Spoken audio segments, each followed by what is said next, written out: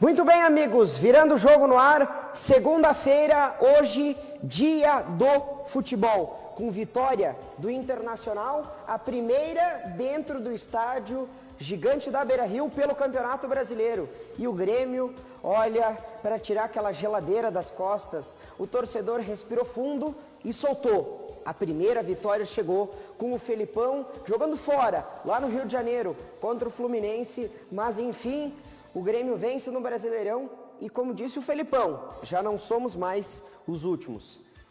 Um pontinho só uma colocaçãozinha aí. Wesley, o Ipiranga acabou perdendo, o Atlântico venceu. Wesley, seja muito bem-vindo hoje aqui. O frio que veio, uma barbaridade na manhã e agora já está um pouco mais tranquilo, né? Um prazer estar aqui no dia de hoje.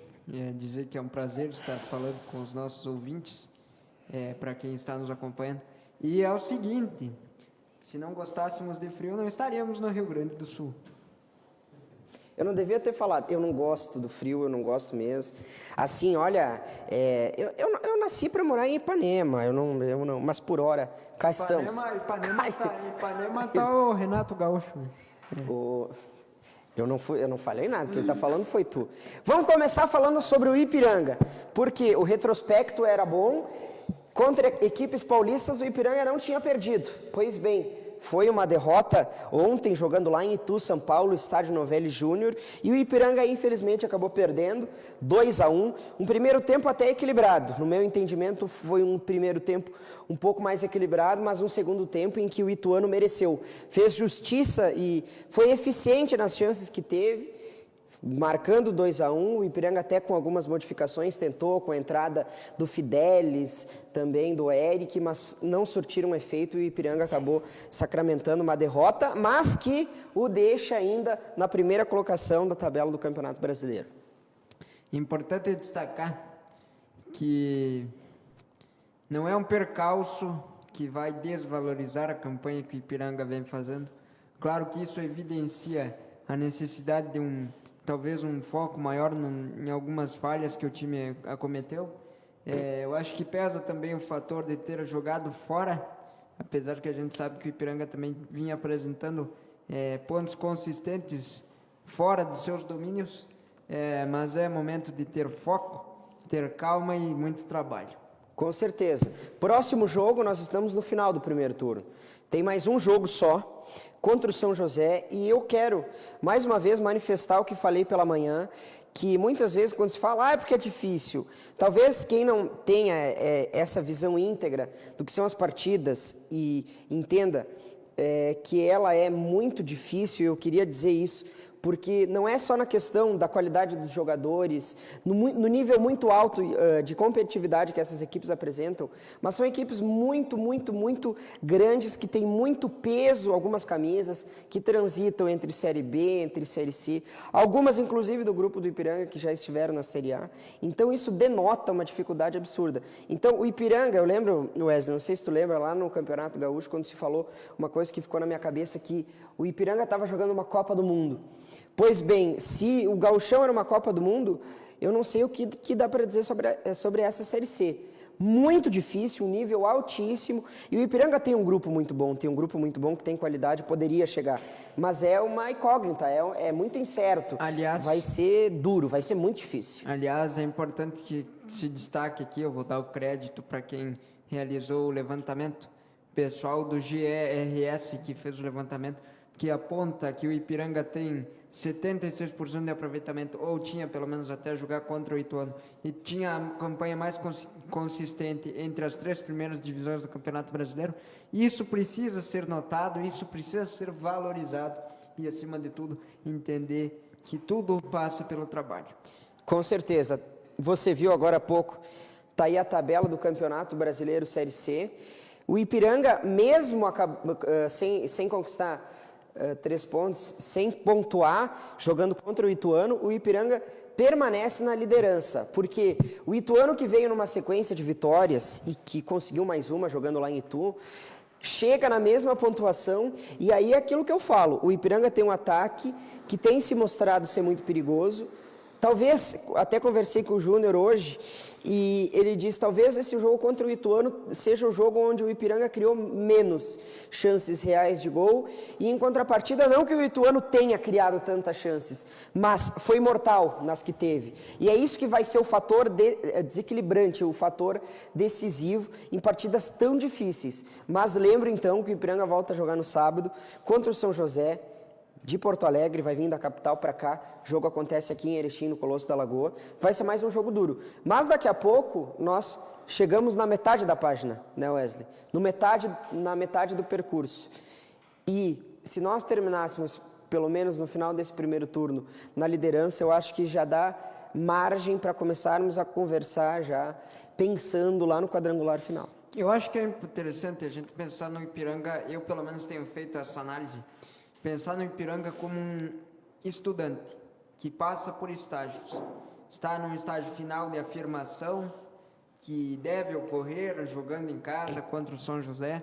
Uma equipe também que tem se esforçado para conquistar seus resultados, mas eu acho interessante pensar que o Ipiranga vem superando etapas e tem tudo para chegar forte, aí como disse o Eric, para virar a página no campeonato da Série C, e aí sim poder focar em novos objetivos, poder ter novos áreas e novas aspirações na competição. Esperamos que o Ipiranga passe no vestibular.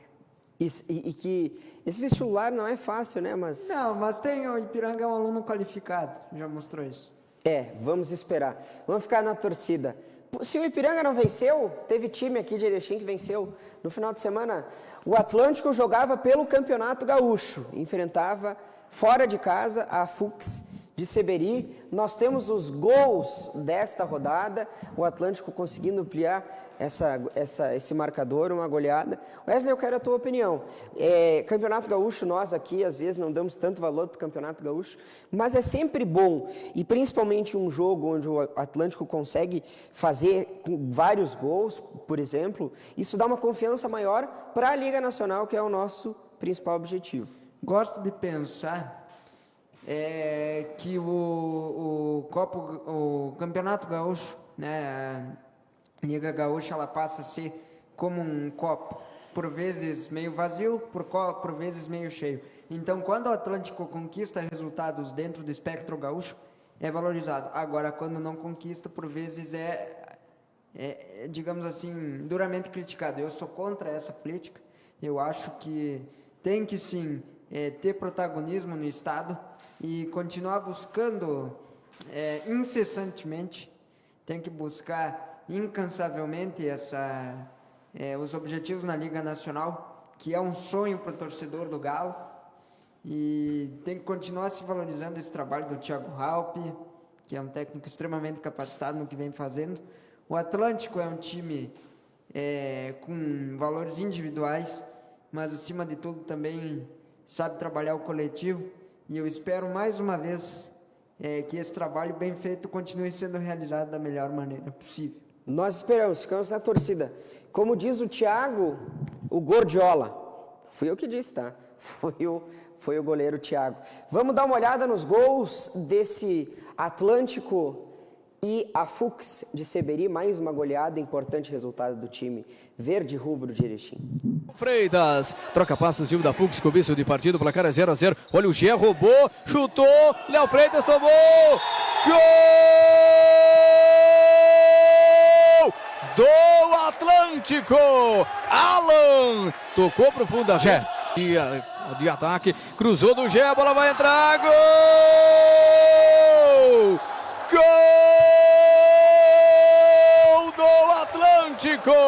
Quando o Suelton dominou, tocou no meio, olha o perigo, o Suelton recebeu, tirou, gol! Gol do Atlântico! Barbosinha regou ali pro meio, tocou, olha o perigo, vai bater, vira e bateu, gol! Gol do Atlântico! Olha o contra-ataque, Mac livre de marcação, vai marcar o gol, tirou, gol! Gol de Mac para a equipe da Fux. Tanto que tenta, no Gé, cruzamento, veio o Serginho, gol! Gol do Atlântico! É 5-1 para o Atlântico, mais uma derrota da Fux. Olha lá o Serginho! Gol! Gol! Serginho para a equipe do Atlântico. O cruzamento foi pela ponta lá do...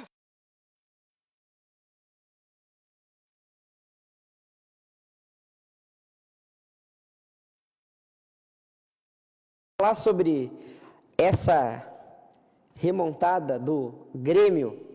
O Grêmio desencantou. Para o delírio da torcida que estava esperando um resultado e demorou, né? Demorou. Que fase vive o Grêmio? Atenção, torcedor. Nas minhas participações neste programa ao vivo, eu já trouxe papelão para falar do Guerreiro. Eu já dei outras indiretas sobre o que acontece no futebol gaúcho.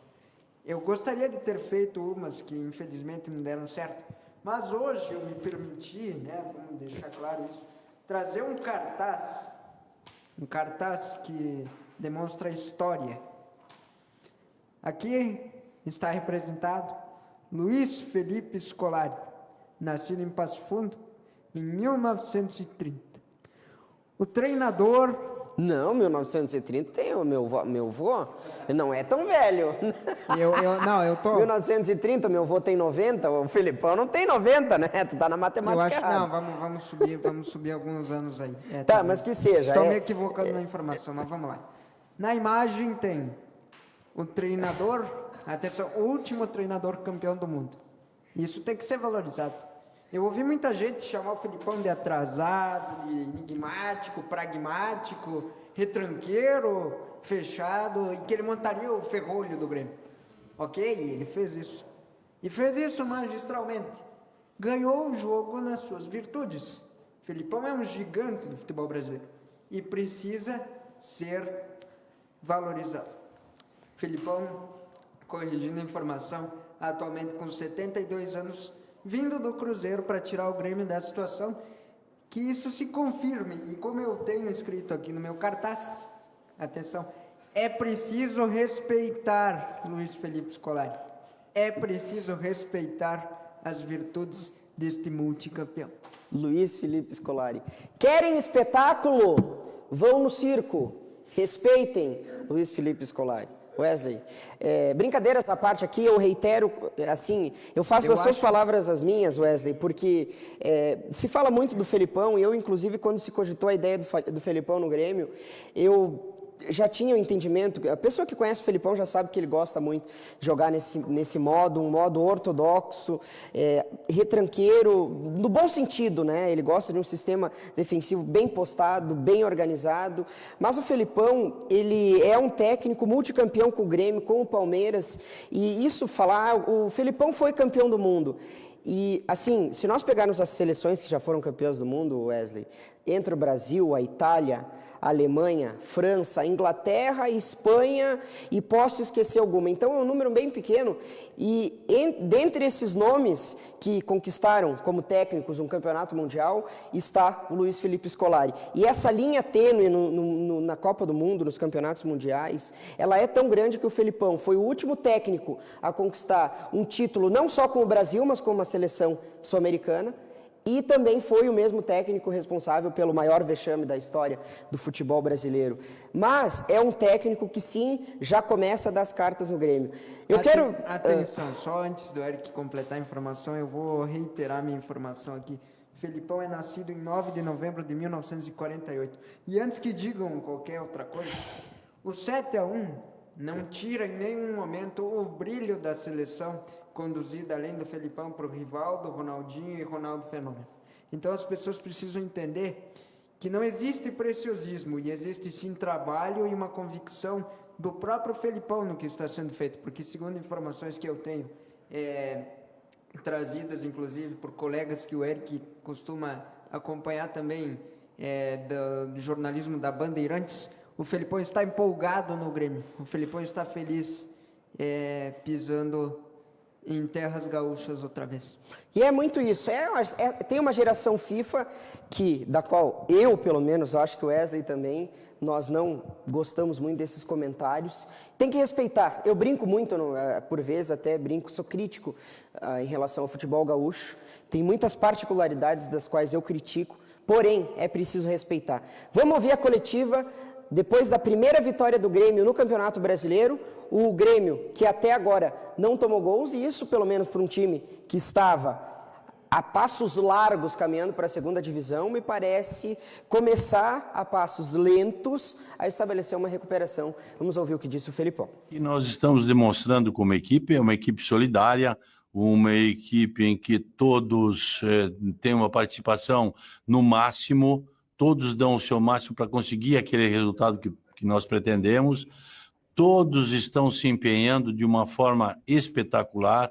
Eu acho que nós estamos reconstruindo alguma coisa e que só o tempo vai nos ajudar, vai nos dar condições para que a gente tenha essa solidez e essa tranquilidade para no futuro ter uma equipe que possa não sofrer tanto como a gente tem sofrido, mas ter uma equipe mais equilibrada e uma equipe com melhores oportunidades para que nós consigamos melhorar ainda a nossa equipe. Mas fico feliz com o resultado, porque precisávamos dar o primeiro passo. Acredito que hoje já não somos o 20º, somos o 19º. É um pequeno passo, mas é uma coisa boa. E estamos mostrando algo que precisávamos e a torcida do Grêmio queria ver. E é isso, então, que me faz feliz e com muita alegria nesse dia e alegria junto com os nossos torcedores. Tá aí a fala do Felipão. Wesley, o que dá para dizer sobre esse Grêmio e Fluminense?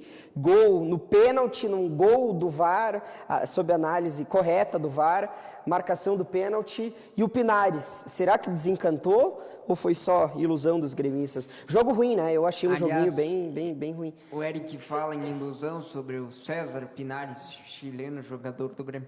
Eu esperava mais desse jogador, eu não vou mentir. Eu também. É um ciclo dele que vem desde, digamos assim, anterior ao fim da era Renato, ali um pouco antes da qual ele chega. E ainda ele me lembra muito um ocasionado no Internacional, um caso que ocorreu do outro lado de Porto Alegre, que chama-se Felipe Gutierrez, curiosamente também era um chileno, que até hoje, na verdade, eu não sei em que posição exatamente joga o Pinares, porque às vezes ele joga aberto, às vezes ele joga no meio, e às vezes ele sai sai da faixa lateralizada mais ao lado do centro do campo para jogar de ponta. Então eu, de qualquer maneira, ainda espero entender como joga o César Pinares, que ele que garantiu a vitória do Grêmio num jogo que para muitos causou sono. Foi um jogo, acho que bem sonolento mesmo, mas muito na proposta do Felipão. Tem uma frase na coletiva que, para mim, ela é muito simbólica do que é o Felipão e do que ele pretende colocar no Grêmio. Nós vamos ver um time, sim, bem fechadinho, fechando a casa mesmo, é bem isso. Resumidamente é isso, é um Grêmio que vai se preocupar muito em não sofrer mais gols, e o Felipão, desde que chegou, não tomou nenhum gol. Eu acho que fazendo jus também a mais uma revelação do Grêmio. A dúvida dessa semana é quem é melhor, Breno ou Chapecó. Eu já não tenho mais a certeza que o Breno é melhor. O Chapecó vem em uma sequência muito boa. Mas eu quero abrir aspas aqui para o Felipão, porque ele diz uma frase muito emblemática, Wesley.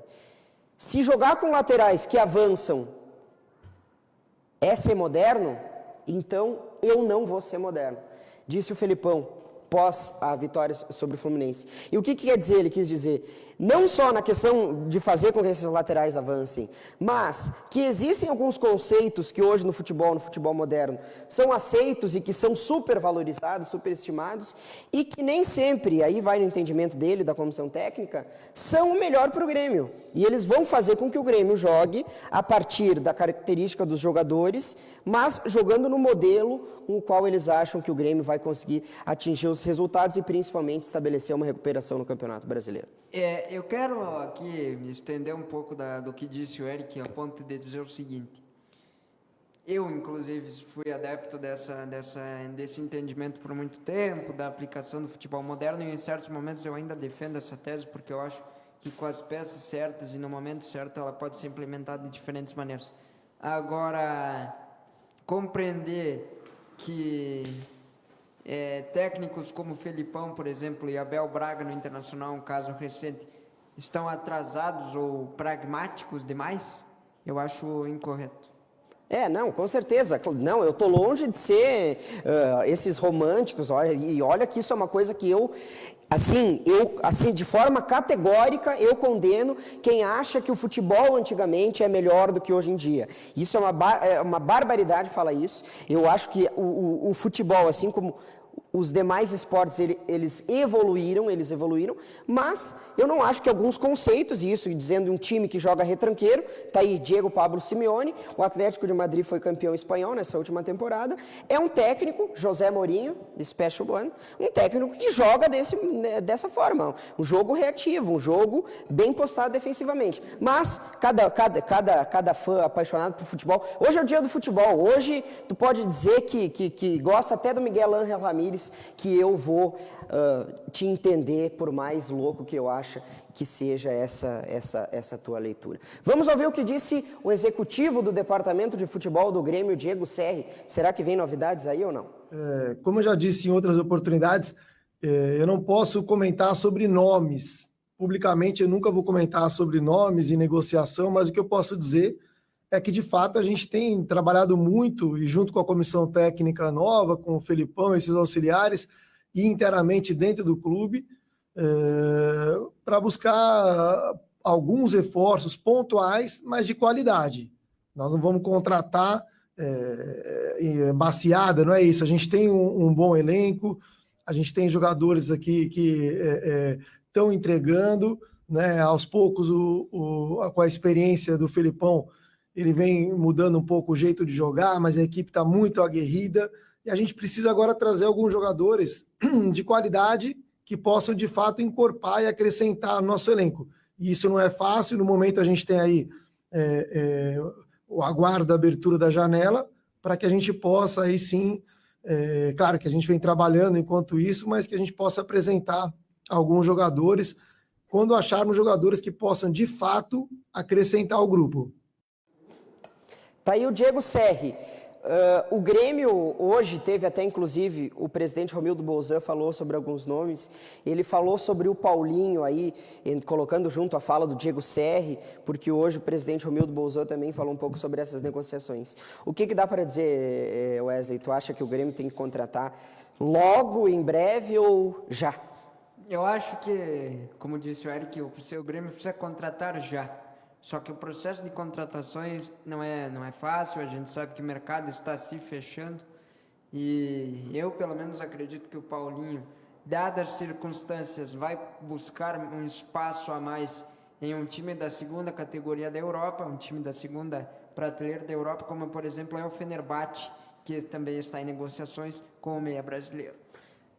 Muito bem, vamos esperar quais serão as novas do mercado tricolor.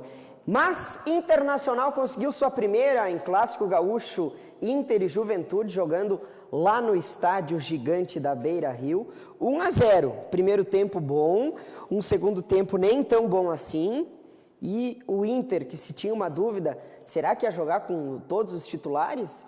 O Diego Aguirre surpreendeu, né? Os primeiros minutos do jogo foram bem emocionantes, pelo menos, eu acho. Estou feliz com o que o Internacional apresentou.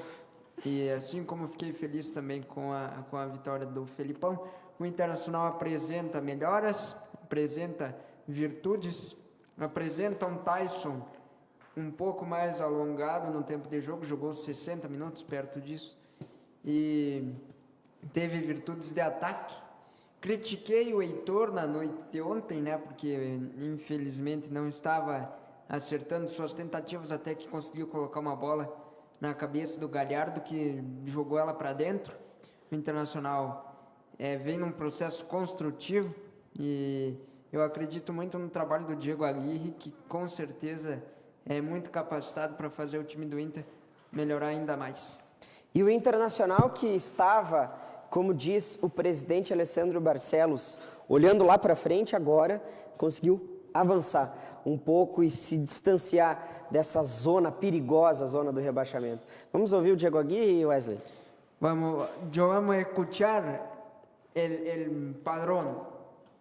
Sí, hoy era fundamental la victoria. Después de varios juegos sin vencer en casa, teníamos que recuperar eso. Y era un juego perigoso, porque a gente tenía jugado quinta-feira en Paraguay por Libertadores, entonces a veces tira el foco del campeonato y son juegos que son muy difíciles, mas por suerte la respuesta del time fue buena. Siento que les entregaron, que obviamente tienen cosas para mejorar, continuar no trabajo, mas ellos lucharon, perdimos situaciones, podríamos ter matado el show y después cuando você no faz, acaba sufriendo, mas son cosas de fútbol, mas yo estoy feliz por voltar a la victoria. Tá aí o uruguaio Diego Aguirre. O Wesley até arriscou aqui um castelhano. Que eu falei